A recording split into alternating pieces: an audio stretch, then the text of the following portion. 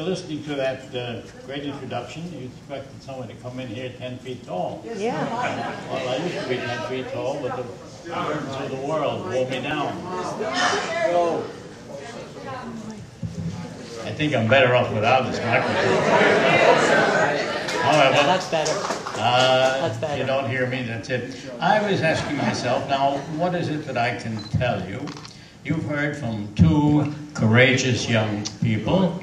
Everybody's young compared to me. I'm going to start my 92nd year in a couple of weeks. Don't sing happy birthday, please. Their books are very courageous, have the courage to speak out and call the government a bunch of liars. That takes guts. And to then list all the specifics about it. Blood on our hands. Whose blood on whose hands is what I said in my introduction to it. It's your blood, young people over there. And whose hands? Well, those who are responsible, as you've heard before. So what can I tell you? It may be useful to you. What I will try to do is try to give you my personal impression of how it is that we get ourselves into this situation, which is quite horrible. And as has been indicated, I witnessed the horrors of war very close.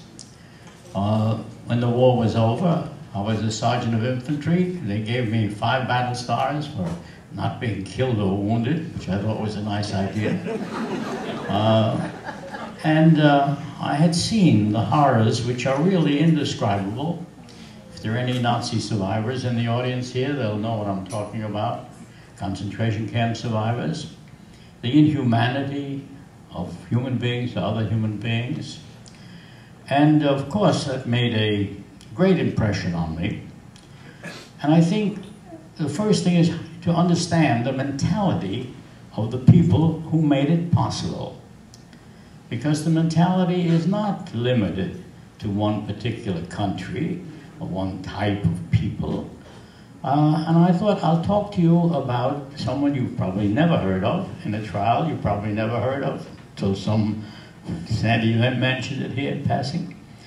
And I was the chief prosecutor in a murder trial, 22 defendants, convicted of murdering in cold blood over 1 million people, including hundreds of thousands of children, shot one at a time.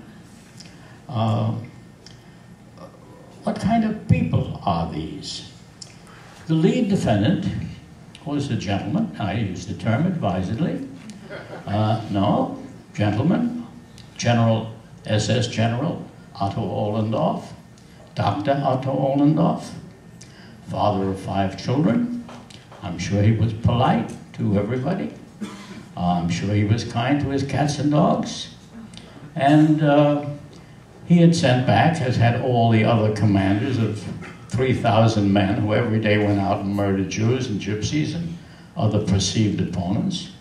He sent back his top secret reports to SS headquarters in Berlin, saying how many Jews they had killed in which towns, who had been the officers in charge on the scene, etc. And they made one big mistake.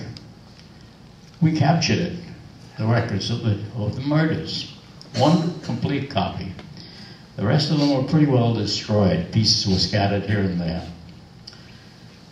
It wasn't planned to put on that trial. I was doing investigative work.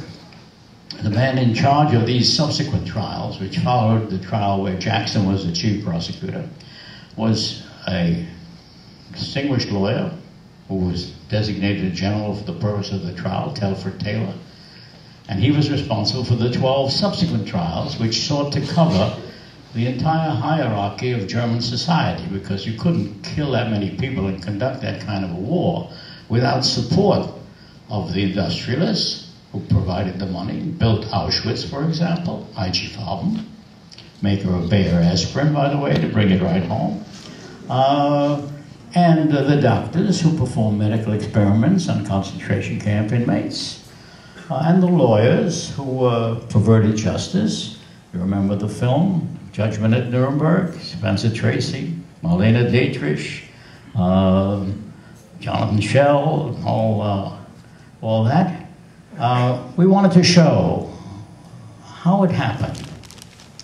And when we discovered this set of reports from these so-called Einsatzgruppen, which is a name deliberately designed to disguise, no one knew what they did.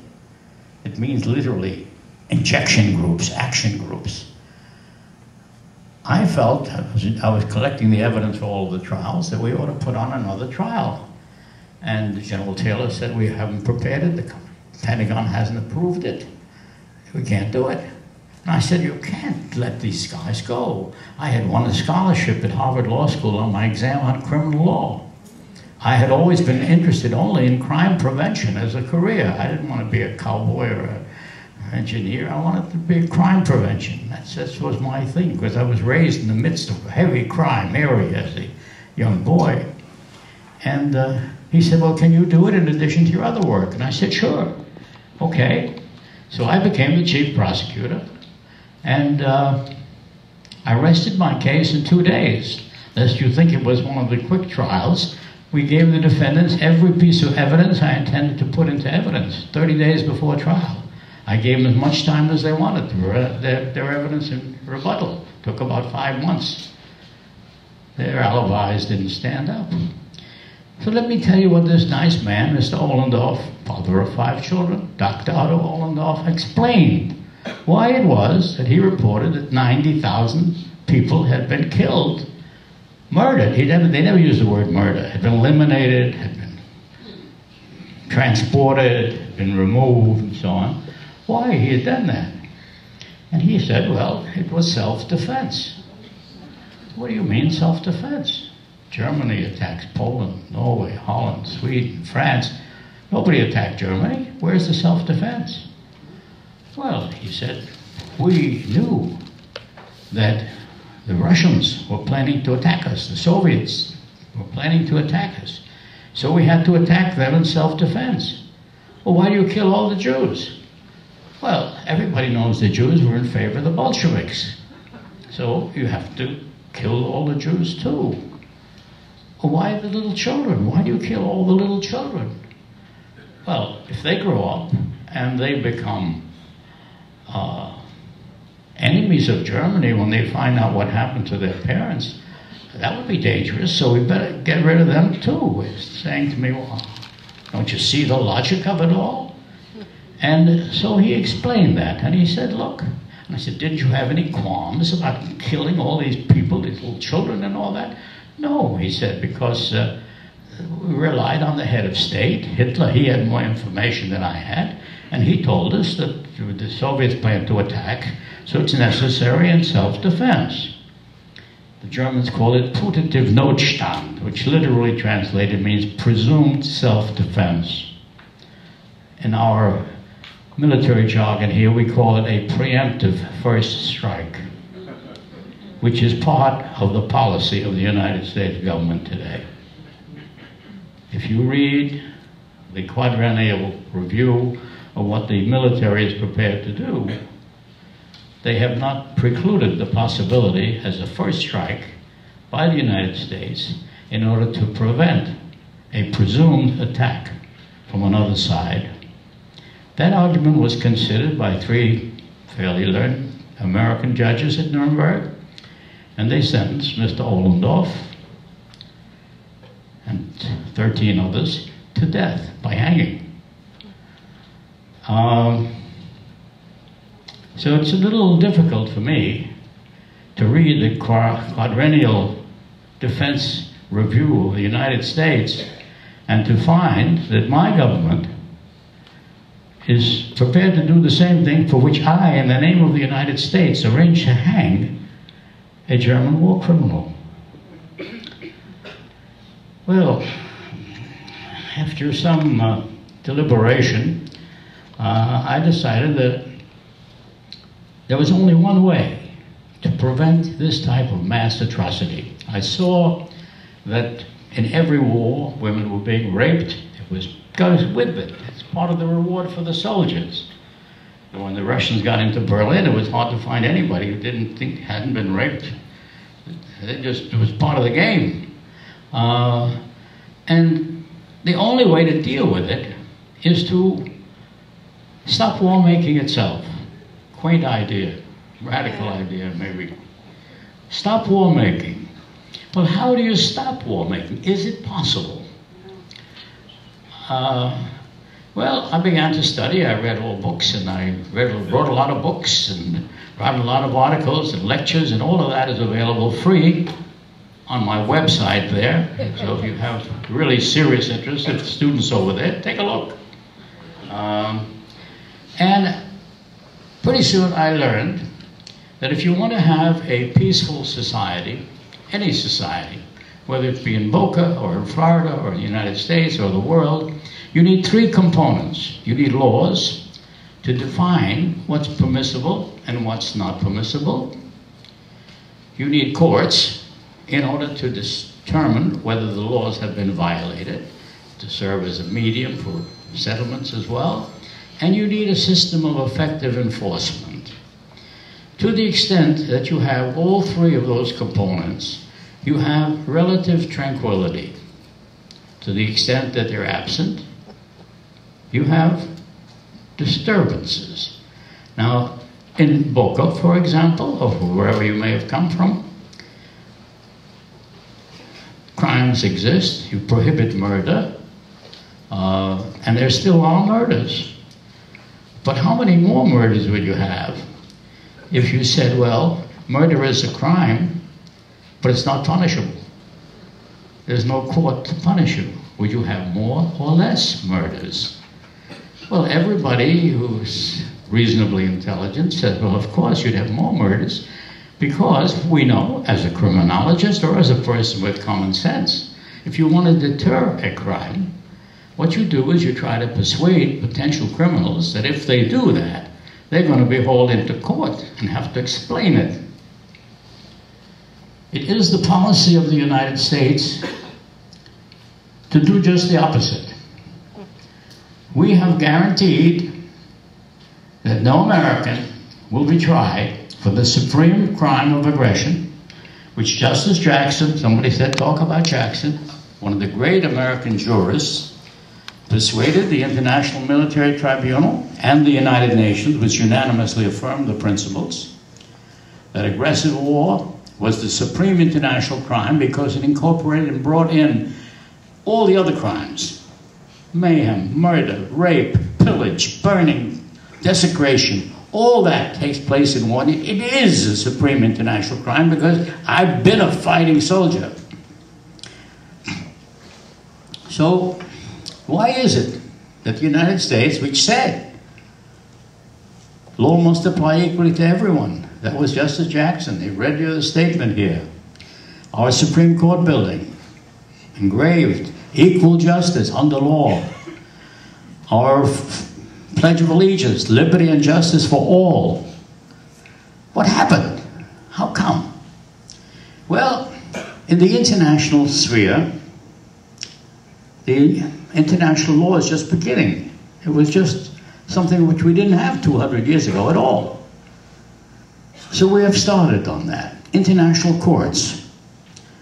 It's been mentioned when I first began to suggest that we should have an international court to follow up after Nuremberg. It goes back when I was a young man, before I was 90, a long time before. I began to say we should have an international criminal court. Because, particularly for the crime of aggression, because nobody's going to indict himself. And there's where you really need some impartial international body. Well, they said, oh, what a quaint and radical idea. Or words to that effect. I was considered sort of a nut. Many still think the same way. However, we have the court. The court is functioning. The chief prosecutor, Luis Moreno Campo, we were having a game and he swore me in as his deputy not too long ago. It was part of a joke because they didn't have a robe to fit me.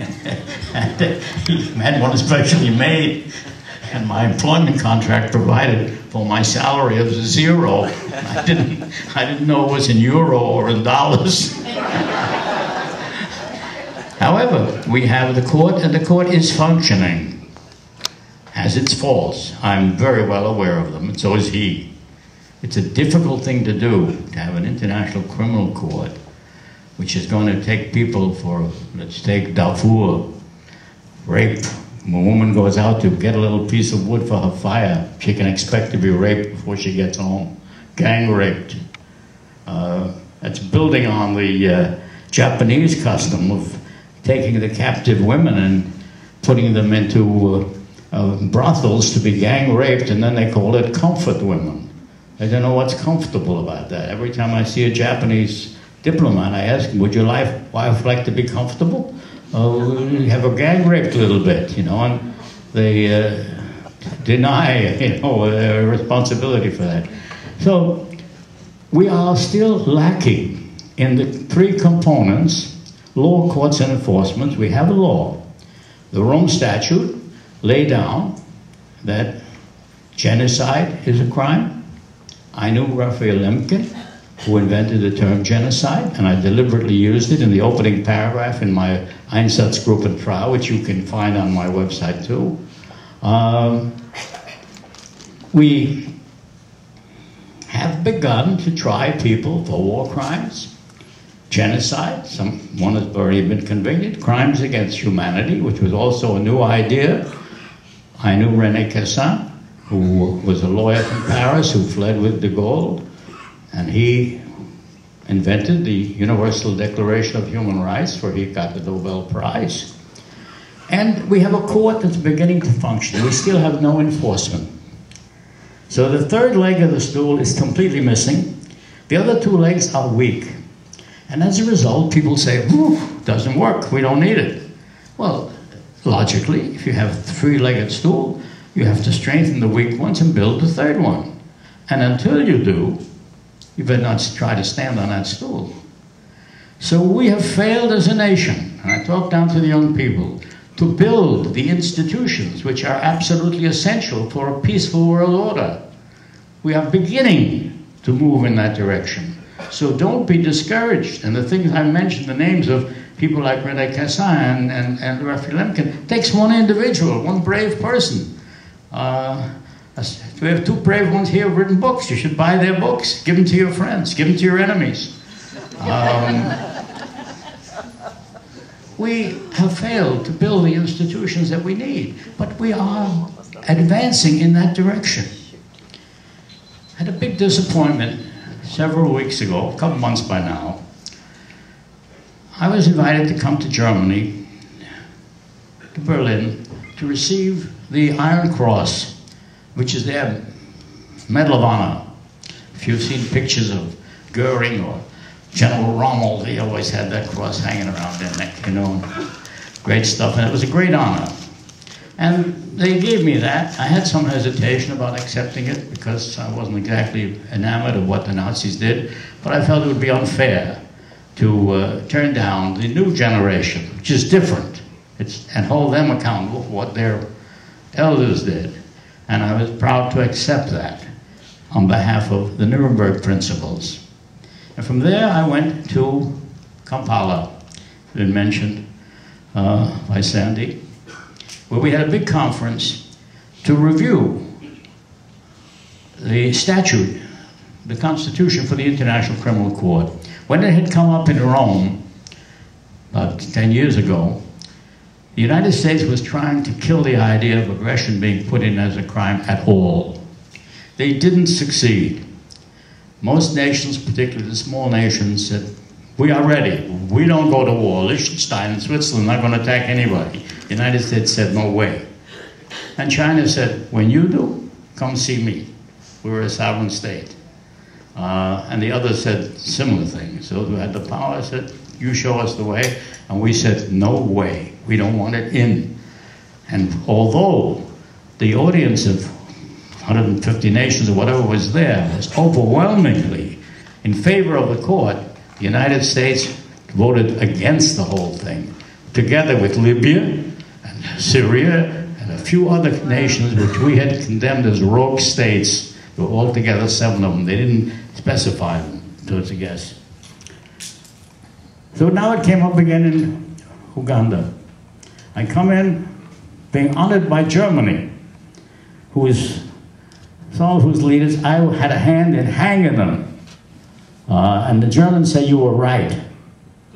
And what did the Americans say? Nuremberg? Forget it. That was then. Now is now. We don't want aggression in, we want it out.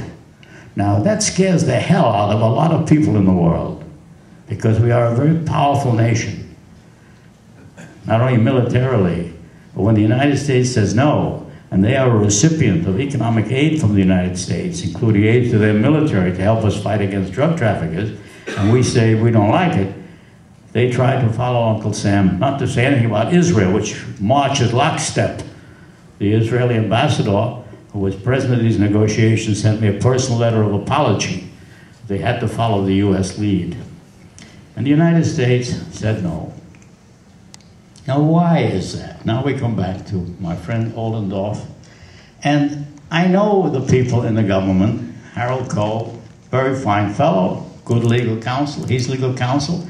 They decided they are going to be the State Department, that's their business, foreign relations. He's going to be the spokesperson for the US delegation of about 15 people. I had already written to the chairman of the Joint Chiefs of Staff, and said, look, I heard a speech of yours saying that you'd rather deter a war than fight one. That's very wise. I have wanted to deter wars. I've been in wars. And certainly it's more sensible to deter a war than to fight one. But you can't deter a war. At the same time, you tell the criminals if you commit aggression, the court is not going to try you. Well, the brave admiral, Mike Mullen, who's chairman of the Joint Chiefs, took him a month to answer. And I had gotten sure that through some channels that he had my letter on his desk, and they said, it's on his desk. And I said, well, can I assume if I haven't heard for a month, he's not going to answer? No, he's going to answer. How do you know?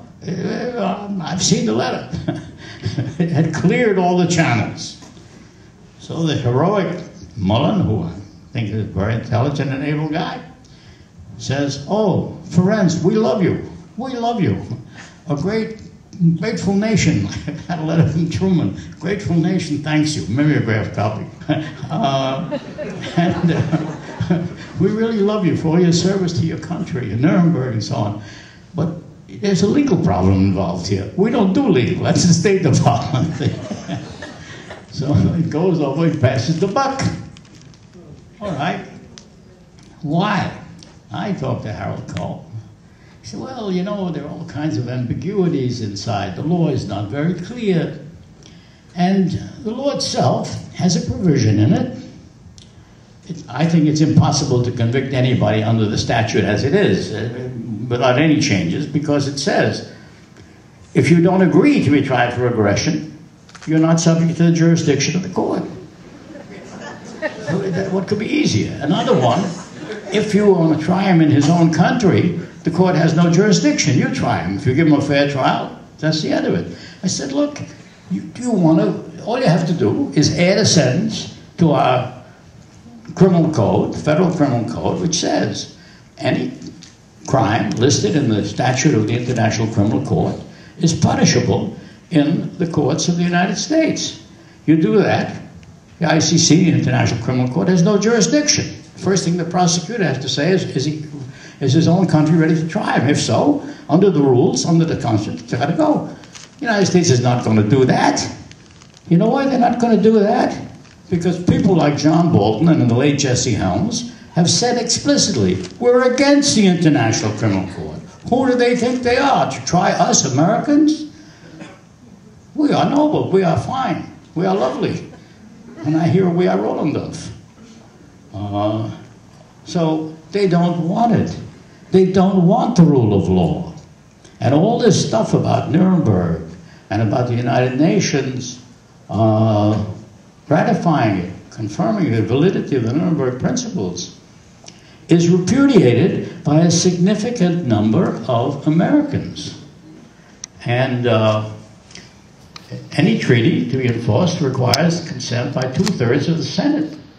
So even if you have a majority, if you don't have 2/3, you can't be bound by it. Clinton, as his last official act, signed on, he sent his ambassador, David Sheffer, whom I know very well, to New Year's Eve, Sunday, in a snowstorm, keep the UN open, sign as his last act, and then he ducked. Because the next morning, Jesse Helms said, "Over my dead body," and he let loose the tirade. So politically, we're a centrist country. To get 2/3 is very difficult. I consider myself an American patriot. I came to America as an infant child, escaping from persecution and poverty. I'm eternally grateful to the United States. Tom Paine, who was buried near my home in New Rochelle, I've been a fan of his, and he made it clear that the duty of a patriot is not to say my country right or wrong, but I will support my country when it's right. But when it's wrong, I will try to make it right. And that's what these two authors have done here. They haven't said burn down the White House, although the temptation is often great.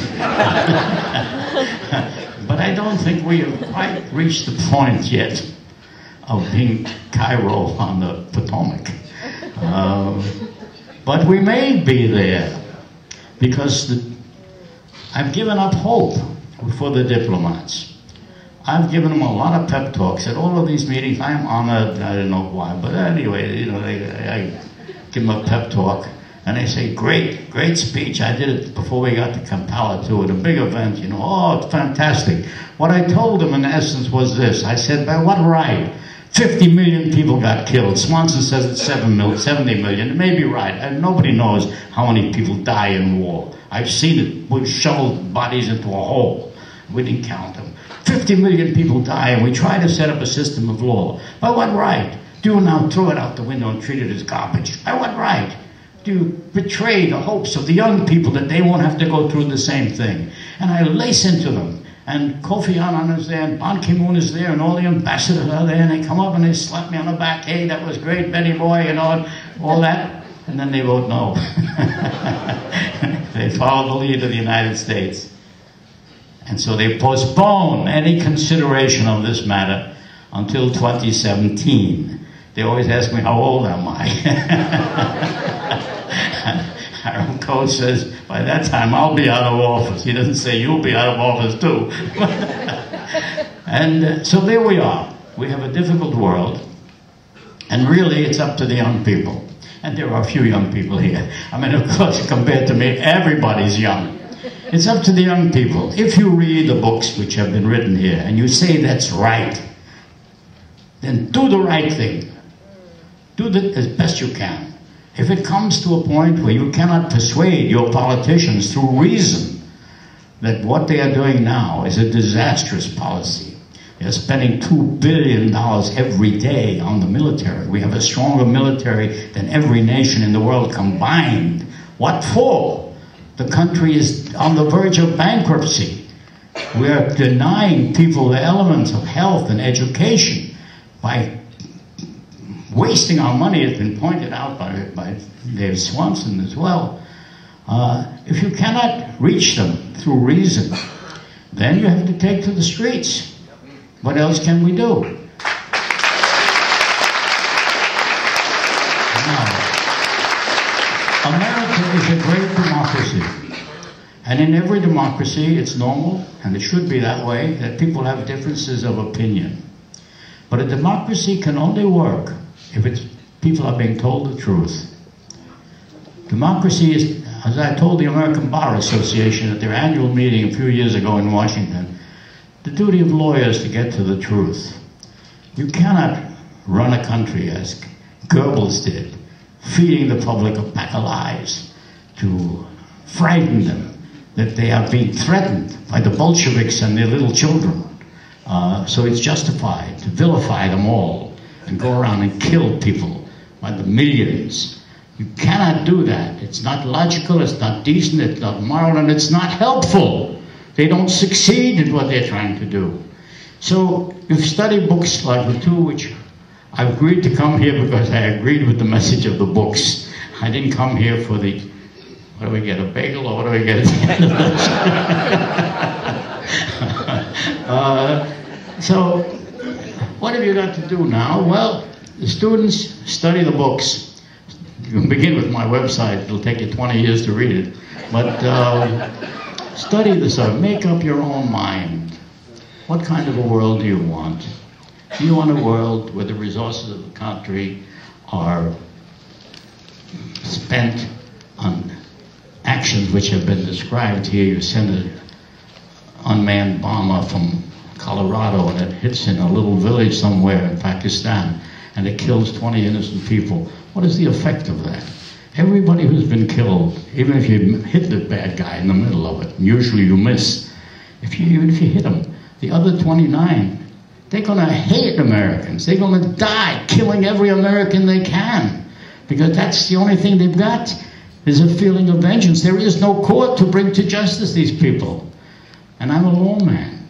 I believe in the rule of law. I see that we are provoking what we condemn as dangerous terrorism. The country is terrified. The freedom of fear from fear that Roosevelt talked about doesn't exist in America today. With hundreds of thousands of people looking at the shoes of old ladies to see if they got a bomb hidden in there. What have we come to? So, not my world anymore, kids. My future is behind me. But for your sake, and for those of you who have grandchildren, make up your mind. Speak up when you can. Talk to your congressmen, talk to your friends, talk to your enemies. I don't care, talk to them. For the rule of law, it's up to the lawyers to lay it out. We're doing that, slowly and with difficulty. We need help from the public. You are the public. Good luck to you. Thank you.